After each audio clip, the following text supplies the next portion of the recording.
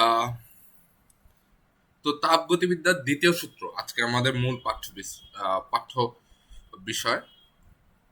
আচ্ছা, আমরা তো সবাই কম বেশি গাড়ি দেখেছি, তাই না? তো গাড়ির পিছনে ধোঁয়া বের হতে আমরা দেখেছি। তো এই যে আমরা এই ধোঁয়ার সামনে যদি দাঁড়াই, তখন এই ধোঁয়াটা কেমন, ঠান্ডা না গরম? নিশ্চয়ই একটু গরম লাগে।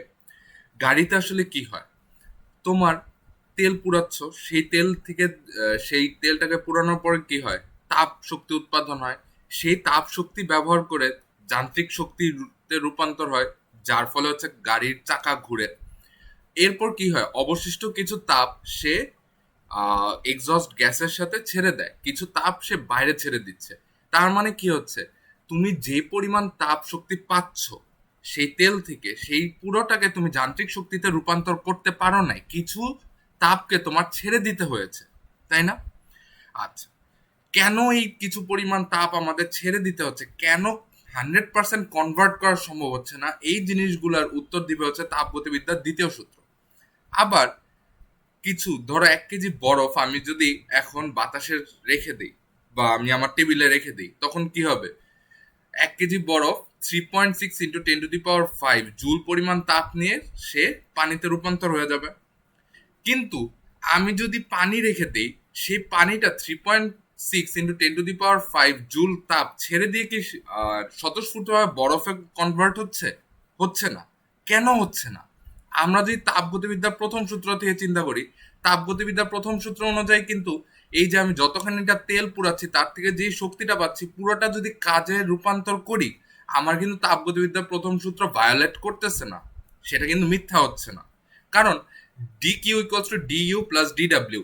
আমার ডি কিউ পুরাটা ডি ডাব্লিউ হলে আমার কোনো অসুবিধা নেই তাপগতিবিদ্যার প্রথম সূত্রে, কিন্তু এটা আমার বাস্তবে হচ্ছে না। আবার তাপগতিবিদ্যার প্রথম সূত্র অনুসারে আমার বরফ ইচ্ছা মতো তাপ নিতে পারবে, সে পানিতে রূপান্তর হতে পারবে। আবার পানি তাপ ছেড়ে সে বরফে রূপান্তর হলেও কিন্তু সেই লটা ভায়োলেট করতেছে না, কিন্তু বাস্তবে কিন্তু এটা হচ্ছে না। তো বাস্তবে এই জিনিসগুলা ব্যাখ্যা দেয় হচ্ছে তাপগতিবিদ্যার দ্বিতীয় সূত্র। ঠিক আছে, তো আমরা তাপগতিবিদ্যার দ্বিতীয় সূত্রগুলো একটু দেখি। আমরা মোটামুটি 4টা বিবৃতি পড়বো। তো প্রথমত হচ্ছে কার্নো বিবৃতি। এখানে একটু বলে রাখা ভালো যে তাপগতিবিদ্যার দ্বিতীয় সূত্রে বেশ খানিকটা কাজ, থিওরিটিক্যাল কাজের আহ, গুরু হচ্ছে কার্নো। সে হাইপোথেটিক্যাল একটা ইঞ্জিন সে ডিজাইন করেছে। সে হাইপোথেটিক্যাল ইঞ্জিন, হাইপোথেটিক্যাল বলতে হচ্ছে কাল্পনিক, কাল্পনিক ইঞ্জিন একটু পরে আমরা পড়বো। তো এই কার্নোর বিবৃতি হচ্ছে কোনো নির্দিষ্ট পরিমাণ তাপ শক্তিকে সম্পূর্ণ যান্ত্রিক শক্তিতে রূপান্তর করতে সক্ষম এমন যন্ত্র বানানো সম্ভব না।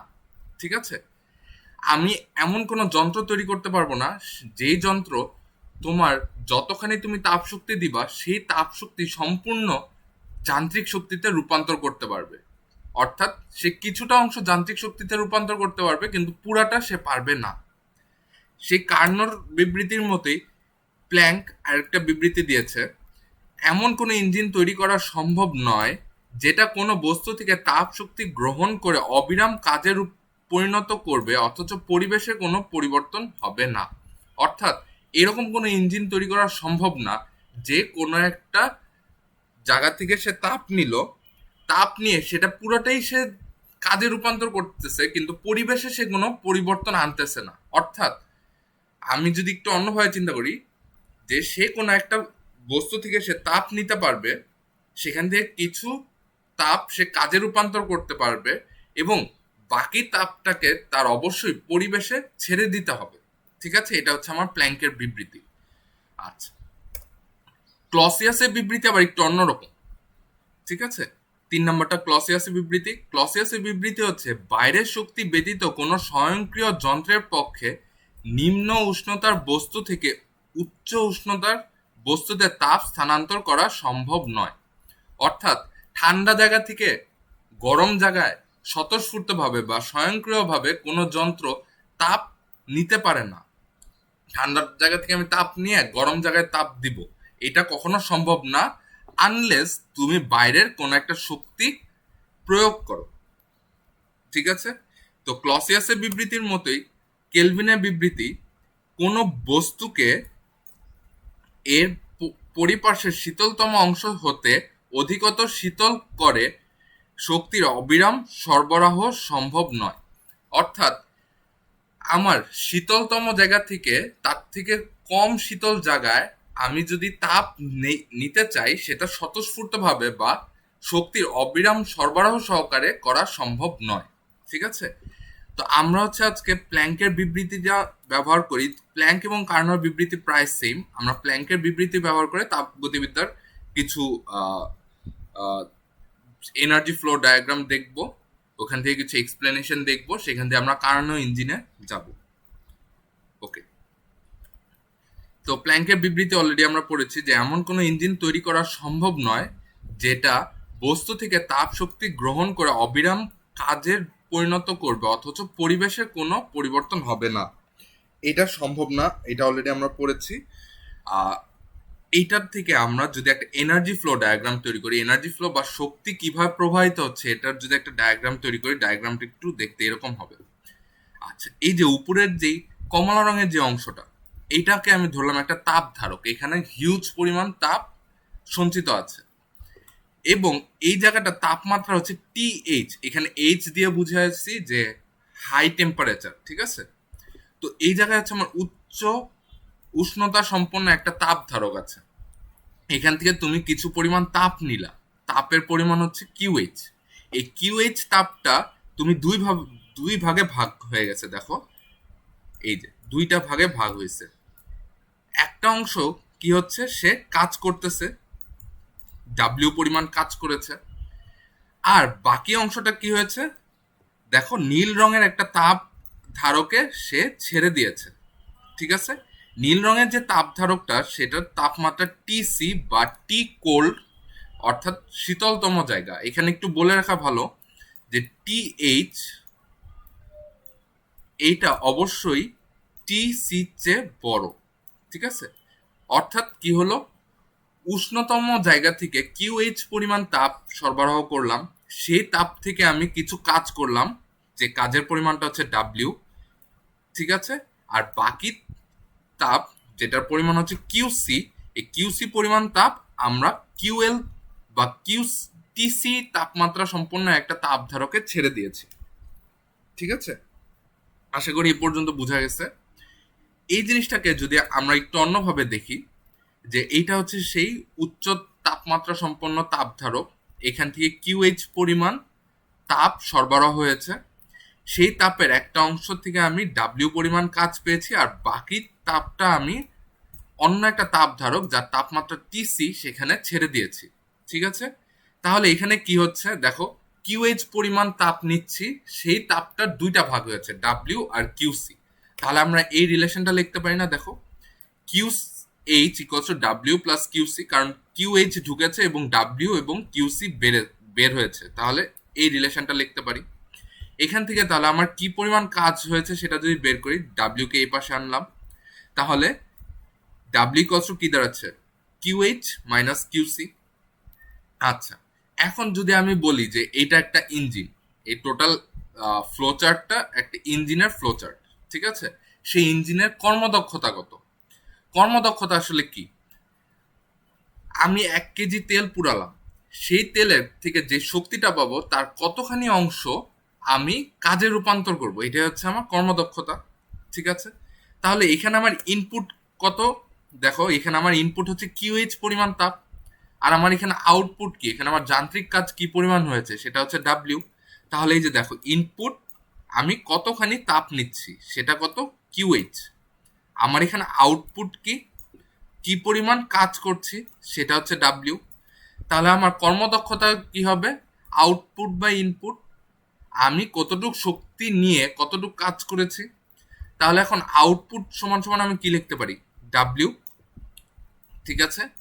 এবং ইনপুট কত, এখানে আমার এই যে কিউএইচ পরিমাণ তাপ, তাহলে এটা হচ্ছে আমার ইনপুট। ঠিক আছে? আশা করি এই পর্যন্ত বোঝা গেছে। এখন এখানে যদি আমি ডাব্লিউর ভ্যালুটা বসাই, ডাব্লিউ ইকুয়ালস টু আমরা কি পেয়েছি একটু আগে, কিউএইচ মাইনাস কিউসি। তাহলে এই যে ডাব্লিউর জায়গায় আমি এখন কিউএইচ মাইনাস কিউসি বসালাম। এটাকে যদি একটু সিম্পলিফাই করি তাহলে কি দাঁড়াচ্ছে, দেখো আমি যদি লসাগুটা ভেঙে দিই তাহলে কিউএইচ কিউএইচ কাটা যাবে, তার জন্য আসলো 1 মাইনাস কিউসি বাই কিউএইচ। ঠিক আছে, আশা করি কর্মদক্ষতার বিষয়টা বোঝা গেছে যে কোন ইঞ্জিনের জন্য। এখানে একটু ক্লিয়ারলি বলি, এই সূত্রটা, এখানে যে তিনটা কর্মদক্ষতার সূত্র আছে, একটা, দুইটা এবং তিনটা, এই তিনটা যে কোনো ইঞ্জিনের জন্য সত্য, যে কোনো ইঞ্জিন। ঠিক আছে, আমরা একটু পরে অন্য একটা কর্মদক্ষতার সূত্র শিখবো যেটা শুধুমাত্র কার্নো ইঞ্জিনের জন্য সত্য। ঠিক আছে, এই সূত্রগুলা কার্নো ইঞ্জিনের জন্য সত্য এবং এই পৃথিবীর সকল ইঞ্জিনের জন্য সত্য। ঠিক আছে, ওকে, এখন আমরা পরবর্তী স্লাইডে যাই। তো কার্নো ইঞ্জিন, আমরা হচ্ছে তাপগতিবিদ্যার দ্বিতীয় সূত্রের একজন বিবৃতি পড়েছি, কার্নোর বিবৃতি পড়েছি। তো সেই কার্নো একটা চক্র বা তার একটা কাল্পনিক একটা ইঞ্জিন সে ডিজাইন করেছে। এই ইঞ্জিনের কিছু বৈশিষ্ট্য পড়ি। প্রথমত, ইঞ্জিনটি কাল্পনিক এবং আদর্শ ইঞ্জিন, অর্থাৎ এই ইঞ্জিনটা একদম আদর্শ, এখানে কোনো ভুল ত্রুটি নাই। এর ফলে কি হবে, এই দুনিয়ার কোনো ইঞ্জিনের কর্মদক্ষতা কার্নো ইঞ্জিনের চেয়ে বেশি হওয়া সম্ভব নয়। কারণ কি, এখানে সব ধরনের আদর্শ কন্ডিশন নিয়ে কাজ করা হয়েছে। ঠিক আছে, অর্থাৎ এই পৃথিবীর কোনো ইঞ্জিনের কর্মদক্ষতা কার্নো ইঞ্জিনের কাছাকাছি যেতে পারবে, কার্নো ইঞ্জিনের সমান কিংবা কার্নো ইঞ্জিনের চেয়ে বেশি হওয়া সম্ভব নয়। ঠিক আছে, এখানে একটা কথা বলে রাখি, হঠাৎ করে কাউকে যদি জিজ্ঞাসা করা হয়, ভাই কার্নো ইঞ্জিনের কর্মদক্ষতা কত, সবাই একদম চোখ বন্ধ করে বলে দেয় কার্নো ইঞ্জিনের কর্মদক্ষতা 100%। না, কার্নো ইঞ্জিনের কর্মদক্ষতা সর্বোচ্চ, কিন্তু কখনোই 100% না। কোনো ইঞ্জিনের কর্মদক্ষতা 100% হওয়া সম্ভব না। এটা কোথা থেকে আমরা জেনেছি? তাপগতিবিদ্যার দ্বিতীয় সূত্র, প্রথম দুইটা বিবৃতি থেকে। কারণ ওখানে আমি দেখেছি যে আমার যে পরিমাণ তাপ সরবরাহ হয়েছে, পুরো তাপকে আমি কাজে রূপান্তর করতে পারবো না, কিছু তাপ আমার পরিবেশে ছেড়ে দিতে হচ্ছে। ঠিক আছে, ওকে, এবার কার্নো ইঞ্জিনের মোট 4টা অংশ আছে। প্রথম অংশ হচ্ছে সিলিন্ডার ও পিস্তন। এখানে এমন একটা সিলিন্ডার থাকবে যার চারপাশের যে দেয়াল, সেই দেয়ালটা হবে হচ্ছে সম্পূর্ণ অন্তরক পদার্থ দ্বারা তৈরি, এবং এই সিলিন্ডারের তলদেশ, ধরি এটা হচ্ছে আমার সেই সিলিন্ডার। ঠিক আছে, এই সিলিন্ডারের চারপাশ হচ্ছে আমার অন্তরক পদার্থ দিয়ে তৈরি, এবং এটার যে তলদেশ, এটা সম্পূর্ণ তাপ পরিবাহী পদার্থ দ্বারা তৈরি।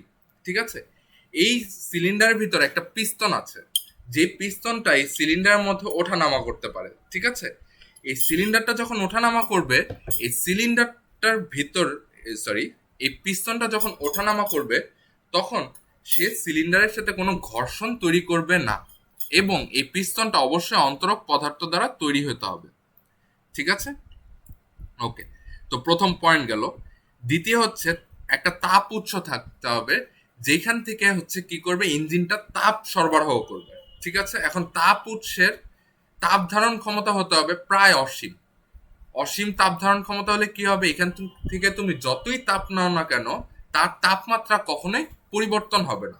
আমি ধরে নিলাম এই যে অসীম তাপ ধারণ ক্ষমতা সম্পন্ন একটা তাপ উৎস যে আমি কল্পনা করেছি, তার তাপমাত্রা টিএইচ, তার তাপমাত্রা টিএইচ।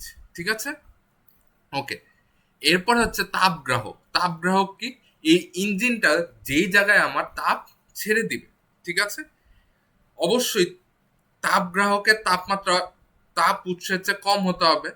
ঠিক আছে, এবং এটারও তাপ ধারণ ক্ষমতা অসীম হতে হবে, অর্থাৎ এখানে আমি যত ইচ্ছা আমি তাপ ছাড়ি না কেন, এই জায়গার তাপমাত্রার কোনো পরিবর্তন হবে না।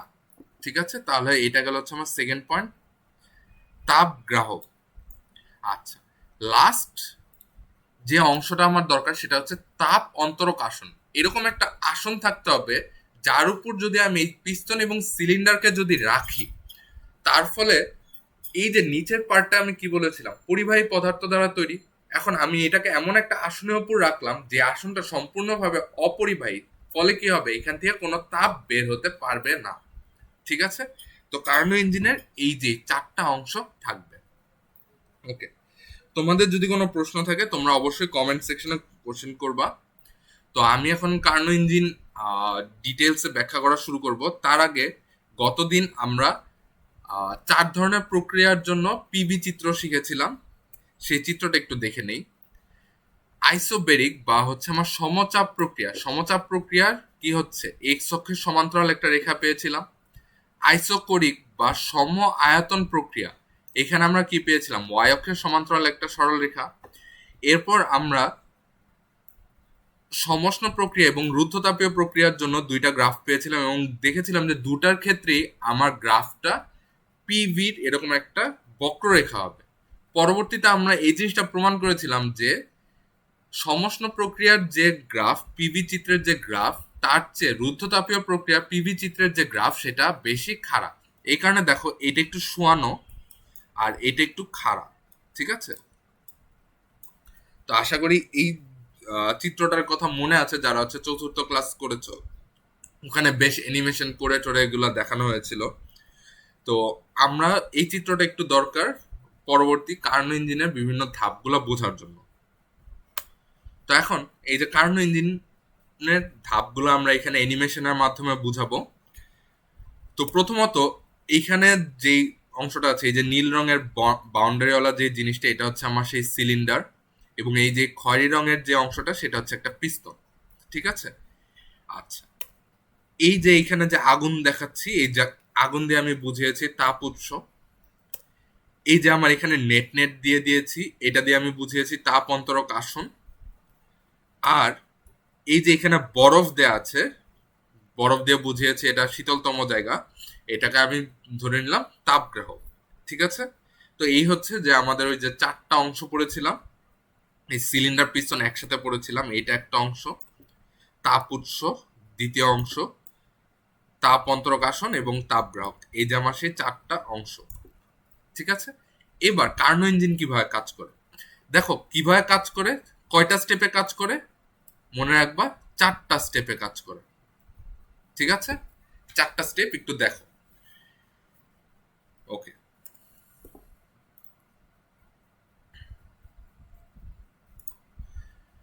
এখন প্রথম স্টেপে আমরা যাই, সমষ্ণ প্রসারণ। প্রথম স্টেপ কি, সমষ্ণ প্রসারণ। সমষ্ণ প্রক্রিয়া কি, যে প্রক্রিয়া আমার তাপমাত্রা কোনো পরিবর্তন হবে না। আচ্ছা, তো সমষ্ণ প্রক্রিয়ার জন্য আমি কি করলাম, এই যে সিলিন্ডার এবং পিস্তন, এটাকে আমি তাপ উৎসের উপর রাখলাম, ঠিক আছে। রাখলে পরে কি হবে, এখান থেকে তাপ ভিতরে যাবে। তাপ ভিতরে গেলে কি হবে, ভিতরে যে আমার কার্যনির্বাহী যে বস্তু আছে, বা ধরো এই যে পিস্তন এবং সিলিন্ডারের মাঝখানে ফাঁকা জায়গাটাতে তোমার কিছু গ্যাস আছে, সেই গ্যাস তার আয়তন বৃদ্ধি পেতে শুরু করবে। এই যে আমার আয়তন বৃদ্ধি পেল। এখন তাহলে কি হবে, যদি আমি এটাকে পিভি চিত্রে দেখি, এরকম একটা গ্রাফ পাবো, ঠিক আছে। এরপর আমি কি করলাম, এই পিস্তন সিলিন্ডারটাকে তাপ অন্তরক আসনের উপর রাখলাম। তাপ অন্তরক আসনের উপর রাখলে তখন কি হবে, আমার বাইরের সাথে কোনো তাপ আদান প্রদান করতে পারবে না। তখন যদি আমার পরিবেশের সাথে কোনো সিস্টেম তাপ আদান প্রদান না করতে পারে, তখন সেই প্রক্রিয়াটাকে আমরা বলি রুদ্ধতাপীয় প্রক্রিয়া। তো আমি এরপরে যেটা করব, যে রুদ্ধতাপীয় প্রক্রিয়াতে এর ভিতরে যে গ্যাসটা আছে সেই গ্যাসটাকে আরেকটু প্রসারিত হতে দিব। এটা হচ্ছে আমার সেই স্টেপ 2, যেটা হচ্ছে রুদ্ধতাপীয় প্রসারণ। যদি আমি আরো প্রসারিত হতে দিই, তাহলে এই যে দেখো পিস্তনটা আরেকটু উপরে উঠে যাবে, এবং এটার গ্রাফটা কেমন হবে, অবশ্যই পিভির যে গ্রাফটা সমষ্ণ প্রক্রিয়ার জন্য পেয়েছিলাম তার থেকে কিছুটা খারাপ, ঠিক আছে। একটু কার্ভ করে দিই, ওকে। এই যে এরকম কার্ভ, ঠিক আছে। আচ্ছা, এরপরে আমি কি করব, আমার পিস্তন তো কি বলে উপরে উঠছে সিলিন্ডারে, ঠিক আছে। এরপরে কি করতে হবে, এটাকে যদি একটা অবিরাম ইঞ্জিন করতে চাই, তখন কি করতে হবে, আবার পিস্তনকে নিচে নামাতে হবে। তার মানে কি করতে হবে, ভিতরের যে গ্যাস আছে সেইটাকে সংকুচিত হতে হবে। এখন যদি সংকুচিত হতে হয়, তখন আমাকে কি করতে হবে, যে ভিতর থেকে কিছু তাপ ছেড়ে দিতে হবে। এখন যদি ছেড়ে দিতে চাই, তাহলে কোথায় গিয়ে ছাড়বো, এই যে আমি তাপ গ্রাহকে পিস্তন এবং সিলিন্ডারটাকে পাঠিয়ে দিলাম। তখন কি হলো, সে সংকুচিত হলো। এই সংকোচনটা আমরা কার্নো ইঞ্জিনের বেলায় করব সমষ্ণ প্রক্রিয়া। তো সমষ্ণ প্রক্রিয়া যদি সংকোচন হয়, দেখো এটা ছিল প্রসারণ, প্রসারণটা কাজ করেছে এই ডিরেকশনে, তাহলে সংকোচনটা কাজ করবে কি, তার উল্টা ডিরেকশনে, ঠিক আছে। আশা করি এটুকু বুঝাইতে পারছি। আচ্ছা, এরপর কি করব? আমার সংকুচিত হয়েছে, আমি ভিতর থেকে তাপটা ছেড়ে দিয়েছি। এখন আমি চাবো কি, পিস্তনটা আগে যেই জায়গা থেকে শুরু হয়েছিল একদম প্রথম ধাপে সেই জায়গায় ফেরত দিতে, কিন্তু আমি বেশি পরিমাণ তাপ বের হয়ে যেতে দিব না। ঠিক আছে, মানে আদি অবস্থা আসতে দিব। তখন একে কি করব আমি, তাপ অন্তরক আসনে রেখে দিব। এর ফলে কি হবে, বাইরে বাইরের সাথে কোনো তাপ আদান প্রদান করতে পারবে না, অর্থাৎ তখন প্রক্রিয়াটা হয়ে যাবে রুদ্ধতাপীয় প্রক্রিয়া। এরপর আমরা রুদ্ধতাপীয় প্রক্রিয়া সংকোচন হতে দিব। দেখো, পিস্তনটা আবার আগের জায়গায় ফেরত আসলো। এবার রুদ্ধতাপীয় সংকোচনে এই যে ঠিক পিভি আদি অবস্থায় ফেরত আসলো। এবার ট্রাভেল করেছে নিচ থেকে উপরে, আর দ্বিতীয় ধাপে এটা ট্রাভেল করেছিল উপর থেকে নিচে। ঠিক আছে, আশা করি এ পর্যন্ত বোঝা গেছে কার্নো ইঞ্জিনের ধাপগুলো। যদি না বুঝে থাকো তোমরা, আমি কিছুক্ষণ সময় দিচ্ছি, তোমরা চাইলে কমেন্টে জানাতে পারো।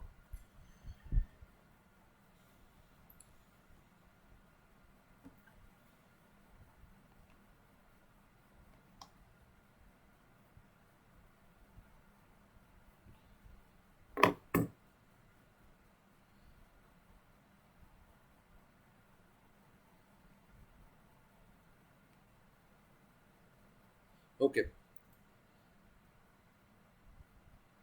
আমরা পরবর্তী স্লাইডে চলে যাই। আচ্ছা, এখন তোমাদের একটা কোশ্চেন হতে পারে যে স্যার, একটা তো আপনি তো দেখালেন পিস্তন ওঠা নামা করতেছে, ধরে নাও যে কার্নো ইঞ্জিন বাস্তবে সম্ভব, তাহলে ওইটা দিয়ে আমি একটা গাড়ি চালাইতে চাই, তাহলে তো আমার তো পিস্তন ওঠা নামা করতেছে, তাহলে গাড়ি চলবে কিভাবে?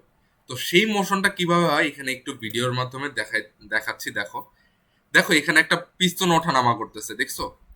এর সাথে দুইটা আর্ম লাগানো আছে, যেটা একটা চাকার সাথে লাগানো, এইভাবে চাকাটা ঘুরতেছে। আবার যদি একটু দেখো ভিডিওটা, ঠিক আছে? তো এইভাবে আমার পিস্তন সিলিন্ডার ব্যবহার করে চাকা ঘোরানো সম্ভব।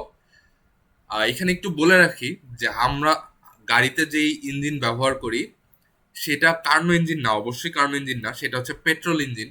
সেই পেট্রোল ইঞ্জিনের যে ধাপগুলা সেগুলা কার্নো ইঞ্জিনের সাথে অবশ্যই মিলবে না।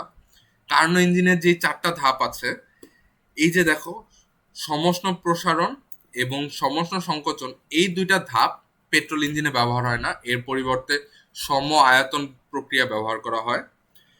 আর আমার একদিন ইচ্ছা আছে যে বিভিন্ন গাড়ির ইঞ্জিন কিভাবে কাজ করে, স্টিম ইঞ্জিন কিভাবে কাজ করে, গাড়ির ইঞ্জিন এবং ট্রাকের ইঞ্জিন যে এক না, তাদের মধ্যে যে পার্থক্য আছে, এগুলো নিয়ে একটু শর্ট ভিডিও, ইন্টারেক্টিভ কোনো একটা ভিডিও বানানোর ইচ্ছা আছে। যদি কখনো সম্ভব হয় আমি সেটা দেওয়ার চেষ্টা করব। আচ্ছা, তো একটু আগে আমরা এই পিভি চিত্রটা দাঁড় করিয়েছিলাম, যেখানে দেখো স্টেপ ওয়ান কি ছিল, যে সমষ্ণ প্রসারণ ছিল। সমষ্ণ প্রসারণ এই যে 1 থেকে 2-এ গেছে। এই সময় আমার তাপ গ্রাহকের, সরি, তাপ উৎসের তাপমাত্রা ছিল TH। ঠিক আছে, এই সময় TH তাপমাত্রা সম্পন্ন তাপ উৎস থেকে সিস্টেম QH পরিমাণ তাপ নিল।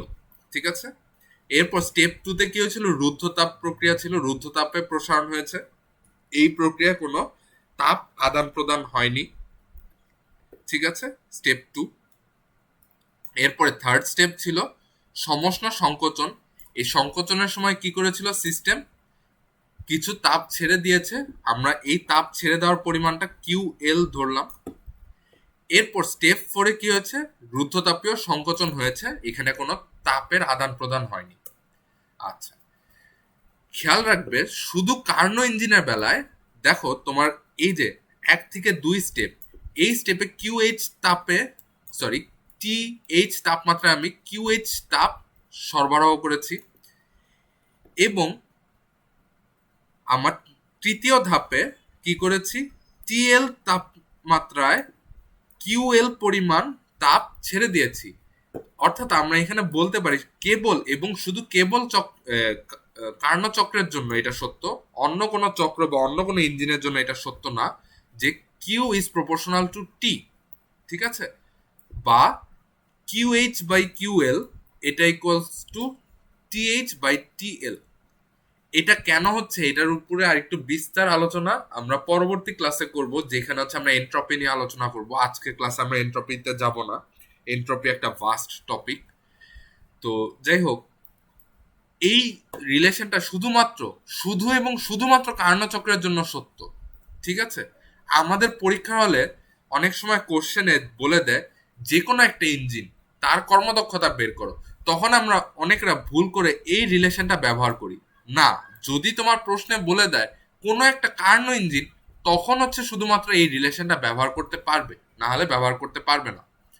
তো আমরা আজকে ক্লাসের শুরুতেই কর্মদক্ষতা একটা ইকুয়েশন শিখেছিলাম যে এটা ইকুয়ালস টু 1 - QL/QH। এখন দেখো, QL/QH কে আমরা কি লিখতে পারি? TL/TH। তাহলে শুধু এবং শুধুমাত্র কার্নো ইঞ্জিনের জন্য আমরা ইটা ইকুয়ালস টু এটা লিখতে পারি। ঠিক আছে? এইটা আমরা যে কোনো ইঞ্জিনের জন্য ব্যবহার করতে পারবো, কার্নো ইঞ্জিন হোক অকার্নো ইঞ্জিন হোক, সবার জন্য ব্যবহার করতে পারবো। কিন্তু এইটা শুধুমাত্র আমরা কার্নো ইঞ্জিনের বেলায় ব্যবহার করতে পারবো, অন্য কোনো ইঞ্জিনের বেলায় আমরা ব্যবহার করতে পারবো না। ঠিক আছে? আশা করি এই পর্যন্ত বোঝা গেছে। নেক্সট, এখন কার্নো ইঞ্জিন দ্বারা কৃত কাজের পরিমাণ। ঠিক আছে? তো এই পিভি চিত্র আমরা বেশ কিছুক্ষণ ধরেই দেখতেছি। দেখো, আমার এখানে ধাপ কয়টা ছিল? 4টা ধাপ। তাহলে ধরলাম আমার প্রথম ধাপে কৃত কাজ হচ্ছে W1, দ্বিতীয় ধাপে আমার কৃত কাজ W2, তৃতীয় ধাপে W3 এবং চতুর্থ ধাপে W4। এখন প্রথম ধাপে কি হয়েছে দেখো তো, এই গ্রাফটা এ থেকে বিতে স্থানান্তরিত হয়েছে না? তাহলে আমার টোটাল কৃত কাজের পরিমাণ কতটুক হবে? এই যে এই জায়গাটা না, পুরাটা। কৃতকাজের এই গ্রাফটা যারা বুঝতেছো না তারা আহ, অবশ্যই চতুর্থ ক্লাসটা করবা, তাপগতিবিদ্যা। সেখানে আমার এই গ্রাফগুলো কিভাবে আসে সেটা আমি খুব ব্যাপকভাবে আলোচনা করেছিলাম। তাহলে দেখো তো, এখানে আমার ক্ষেত্রফল কত হবে? আমরা বলেছিলাম যে পিভি চিত্রের ভিতরে যে ক্ষেত্রফল সেটা হচ্ছে আমার কাজের পরিমাণ। তাহলে দেখো এখানে আমার ক্ষেত্রফল কত? এ বি, দেখো এ বি বি এ। ঠিক আছে? তাহলে প্রথম ধাপে আমার কৃত কাজের পরিমাণ হচ্ছে এ বি বি এ। এরপর দ্বিতীয় ধাপে কি হয়েছে? বি থেকে সিতে গেছে, তখন আমার কৃত কাজ কতটুক হবে? এই যে এইটুক জায়গা হবে। এইটুক কত হবে আমার? তাহলে বি সি সি বি। ঠিক আছে? তৃতীয় ধাপে কি হয়েছে? আমার ইঞ্জিন সংকুচিত হয়েছে। শুধু তৃতীয় ধাপে না, তৃতীয় এবং চতুর্থ দুইটা ধাপে আমার ইঞ্জিনের ভিতরে যে গ্যাস ছিল সেটা সংকুচিত হয়েছে। আমরা অলরেডি দ্বিতীয় ক্লাস থেকে জেনে এসেছি যে আমার যখনই সংকোচন হবে তখন আমার কৃতকাজের পরিমাণটা কি হবে? ঋণাত্মক। ঠিক আছে? তো এখন তৃতীয় ধাপ আমার দেখো কটুক, সি থেকে আমরা ডিতে গেছি। ডিতে গেলে পরে আমার কৃতকাজের পরিমাণ কটুক হবে? এই যে এই জায়গাটা হবে কত? দেখো সি সি ডি ডি, এবং এটা নেগেটিভ ওয়ার্ক, তাহলে হচ্ছে এই যে দেখো minus c c d d. ঠিক আছে? এরপর চতুর্থ ধাপে আমার কি হয়েছে? ডি থেকে এতে গেছে, তখন আমার কৃতকাজ কতটুক হবে? দেখো ডি ডি এ এ, এই ক্ষেত্রফলটা। তাহলে দেখো তো, প্রথমে হচ্ছে আমি একদম এ থেকে বি এর আন্ডারে যা আছে সব যোগ করেছি। আমি একটু লাইনগুলো একটু ইরেজ করে দেই, এবার দেখতে একটু হবে। দেখো প্রথম ধাপে হচ্ছে একদম আমরা এ থেকে একদম বি পর্যন্ত যা কিছু আছে সব আমার কৃতকাজের মধ্যে আছে, তাই না? দ্বিতীয় ধাপে আমার কৃতকাজ কতটুক? এই যে বি সি সি বি। ঠিক আছে? এবার তৃতীয় ধাপে কি হয়ে গেছে? আমার কাজ ঋণাত্মক হওয়া শুরু হয়েছে। কতটুক? এই যে এই পরিমাণ কাজটা আমার ঋণাত্মক হয়ে গেছে। ঠিক আছে? এরপর চতুর্থ ধাপে কতটুক ঋণাত্মক হয়েছে? এই যে এই জায়গাটা কাজটা ঋণাত্মক হয়ে গেছে, এই ক্ষেত্রফলটা। তাহলে আমার কি করতে হবে? বিয়োগ দিতে হবে। তাহলে দেখো অবশিষ্ট ক্ষেত্রফল কতটুক থাকে? আমার মাঝখানে A B A B C D এই অংশটা, এটু হচ্ছে আমার অবশিষ্ট ক্ষেত্রফল। তাহলে আমার কার্নো ইঞ্জিনের ক্ষেত্রফল পিভি চিত্রের কতটুক পরিমাণ? এই যে এ বি সি ডি, এইটুক পরিমাণ হচ্ছে আমার কৃতকাজের ক্ষেত্রফল। ঠিক আছে?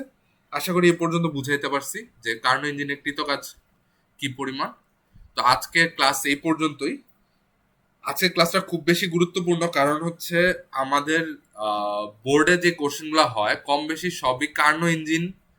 এরপর আহ, এর পরবর্তী ক্লাসে যে টপিকগুলো পড়াবো এর টপিক, সেখান থেকে প্রচুর কোশ্চেন হয়, এই কার্নো ইঞ্জিন থেকে প্রচুর কোশ্চেন হয়।